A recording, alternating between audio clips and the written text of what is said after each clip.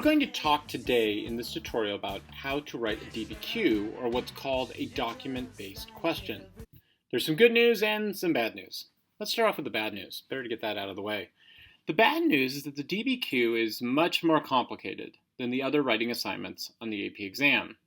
But here's the good news.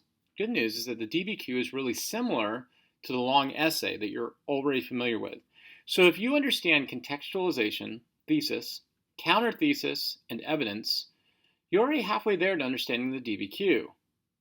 So what's new with this DBQ? Well, the DBQ is titled a document-based question because you are going to be constructing an essay around 7 different types of primary source documents. These documents can include written documents, pictures, or graphs. Many times, students get freaked out by the DBQ and wonder, how are they supposed to include documents in an essay that is timed to about 1 hour for writing by the end of the year? I think this is because students incorrectly see the documents as more like a research paper. Don't make that mistake.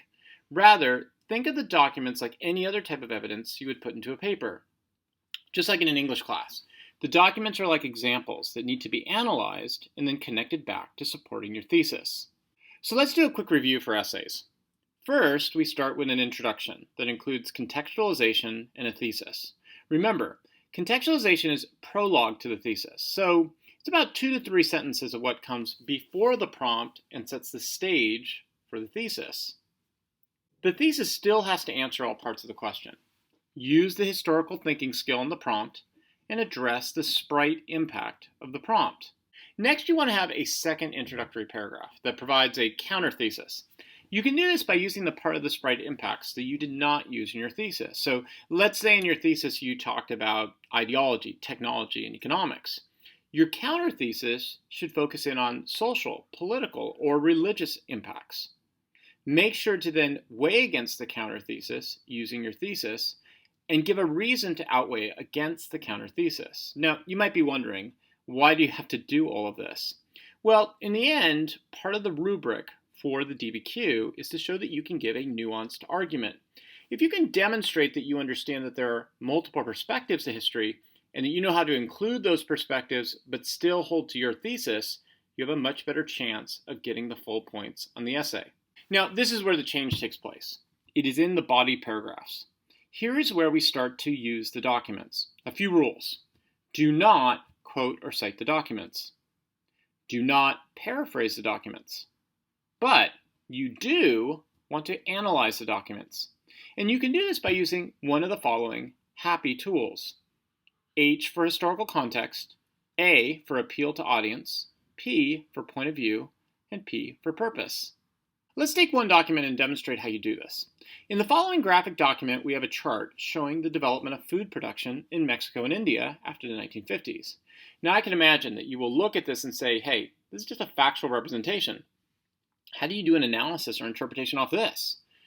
First, look at the source. It is from the Food and Agricultural Organization of the United Nations. What would be their agenda? Well, they're an international institution tasked with feeding people in the developing world. So they're probably going to be looking for data that shows success in their programs and policies. Second, who is probably the audience? Well, it could be governments of the developing countries to adopt these innovations. Maybe governments from the developed world to invest in these innovations. The point of view of the document is the attribution of an international institution who wants to invest in new agricultural growth opportunities. And the purpose is to get private and public investment in that area. Keep in mind what this is then leaving out. The Green Revolution, while it did feed a lot of people, has been criticized for excessive use of fertilizers, chemicals, and the overusage of water for irrigation. So this particular graph both gives us a positive agenda for genetic engineering of crops and leaves out the environmentally negative impacts. I do want to give a special instruction about the point of view. This is a really great way to analyze documents because it includes so many skills. But there's a particular way you should do this. You will need the following. First, point of view has attribution. Who wrote the document? Meaning their class, their gender, their nationality, their place in society. Then purpose. What was the author trying to achieve? And then last off, you add together attribution and purpose to get the overall significance. How did the author's place in society affect his or her agenda in the document? Another issue that students have is how to cite a document in the DBQ. It is not like in a research paper. You are not using in-text citation. You are not using footnoting. This is because this is not a research paper. Instead, you should analyze, not cite a document, by starting with the number of the document, then the historical tool of analysis, and then the actual analysis itself. Finally, put the number of the document in parentheses right after the sentence. Why do this? Well, remember, your grader at the end of the year is grading about 1,000 papers in a week. We want to make it as clear as possible for the grader what you're doing in this essay. So let's take a look at an example of the chart that we had above. How would you reference it? You would argue something like this. In document 1, an international institution gathers positive data on the growth of food production in order to encourage more investment into new innovations. Notice what we did here. We started off with the document number, making it clear to the reader which document you're using. Then we gave the attribution, international institution. We then said what its overall purpose was, to gather positive data on the growth of food production. And we combined those together to talk about significance. They really were trying to encourage more investment. We still finished off at the end with D1 in parentheses, just to make sure that our reader knew that we were looking at document number 1. So what should your body paragraphs look like? First, start with a clear topic sentence that supports the thesis and historical thinking skill. Then you're going to provide a specific example, or what's called an outside detail, to explain the context of the documents. Now this is really important, and it's different from previous essays that you've done. Contextualization is what we do at the beginning of the essay, the first 2 to 3 sentences, where we talk about broad issues that are coming up to the essay itself. An outside detail is a specific example that helps to explain why a document was written, that helps to explain why a document was inspired to be written. So, what you're going to do is you're going to provide that topic sentence, then an outside detail, then you want to analyze about 2 documents per body paragraph. Then provide another outside detail that will help to frame the documents and transition into your next body paragraph. Here's an example of what I would suggest in a body paragraph on the Green Revolution. Scientists and innovators wanted to respond to a growing population boom crisis in the early 20th century by developing genetically modified crops. Notice that we have a cause and effect relationship here. Scientists caused a change by developing genetically modified crops in order to solve the consequence of a growing population boom. Following World War II, the leaders of the Allied countries met in Bretton Woods and decided to increase trade by lowering tariffs. Here we have a clear outside detail, the Conference of Bretton Woods, the desire to lower tariffs. In document 3, the American president appeals to innovators for new scientific technologies in order to stabilize population growth so that countries could develop economically. Here we have a clear analysis. We're talking about document 3. The attribution is the American president. He appeals to innovators for the purpose of trying to get investment into developing countries. Document 4 provides the response from the founder of the Green Revolution, who promoted the use of genetic modifications to food stocks in order to stabilize developing countries.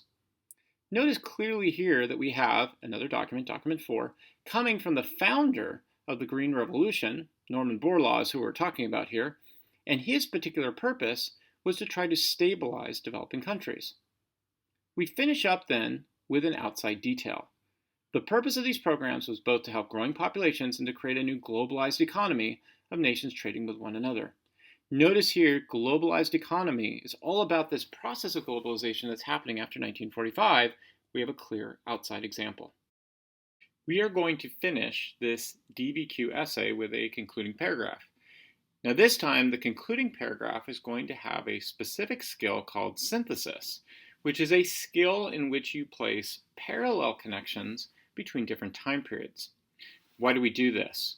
Well, there's a good historical reason to do it. This is why we do history, to make comparisons between time periods.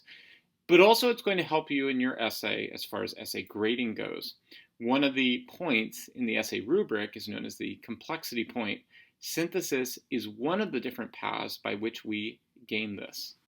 So the way you set up synthesis is the following. First, have a statement in which you make a comparison between 2 different time periods. Then second, you want to state a reason for that comparison. Third, you want to state the significance. Now, how do we know that's significant? Well, it has to support or connect back to the thesis, just like any other argument that you would do in your essay.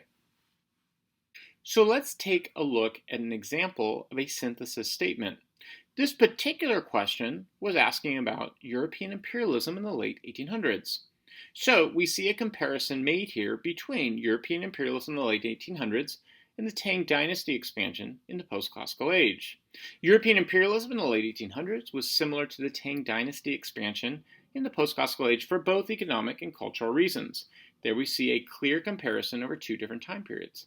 The Europeans expanded in order to extract resources from other civilizations, and they justified this expansion by claiming they had a superior civilization. The Chinese Tang Dynasty similarly expanded in the post-classical age and created tributary systems to gain resources from kingdoms in Southeast Asia. There we have a clear comparison of the economics of expansion. Next up, we see they also similarly claimed that the Chinese culture of Confucianism and language of Mandarin was superior and would lead to a civilizing effect on Vietnam, Korea, and Tibet. There we see a comparison being made between the social Darwinism of the late 1800s and the civilizing notions of the Tang Dynasty during the post-classical age. This shows a common pattern of state expansion that was motivated for resource extraction by justifying itself to its citizens through arguments or projects of civilizing other minority groups. Notice here again, we have a clear statement of significance back to the thesis about economics and culture. So some takeaways. The big takeaways I want you to get out of this that are so important are the following. First of all, this is not a research paper. This is, however, a paper based upon documents. The second big takeaway that I want you to get out of this is that most of the things we've done in the long essay are very similar to what we're doing in the DBQ. Contextualization, thesis, the use of evidence, and a counter-thesis. The third big takeaway is how we use these documents. Inside of a body paragraph, we are going to analyze, not paraphrase or cite documents, and we're going to make sure that we frame the documents with outside details. If you do all these items, you're going to have a nuanced argument and a nuanced essay that is going to get full credit from the AP graders.